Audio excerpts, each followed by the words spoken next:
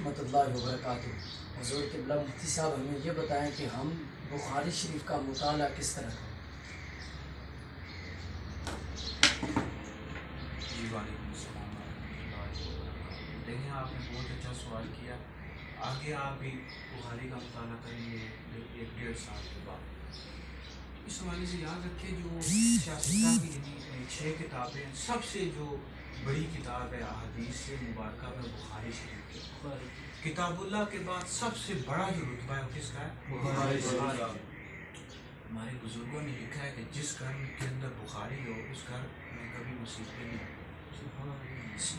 دوسری بات جہاں تک پڑھنے کا، تو دورہ حدیث میں جب طالب علم جاتے ہیں، میں نے دیکھا ہے کہ طالب علم بس نصاب تک محدود رہتے ہیں۔ آپ جب بھی بخاری پڑھیں پوری پڑھیں، خود مطالعہ کریں، بخاری شریف مکمل مطالعے کے ساتھ پڑھیں، ساتھ فتح الباری رکھ لیں، عمدۃ القاری رکھ لیں۔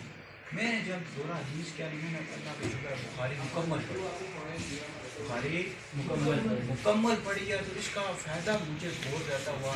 ساتھ بخاری پڑھتے بھی جائیں اور ساتھ نکاح کے نام لکھتے بھی جائیں، تو اس سے آپ کو یاد رہے گا، ٹھیک ہے؟ لہٰذا نصاب تک محدود نہ رہیں، بخاری پڑھیں تو آپ مکمل طور پر ساتھ فتح الباری پڑھیں، عمدۃ القاری پڑھیں، تو انشاءاللہ آپ کو فائدہ ہوگا اور بے شمار آپ کو اس کی برکات ہے۔ اللہ تعالیٰ نے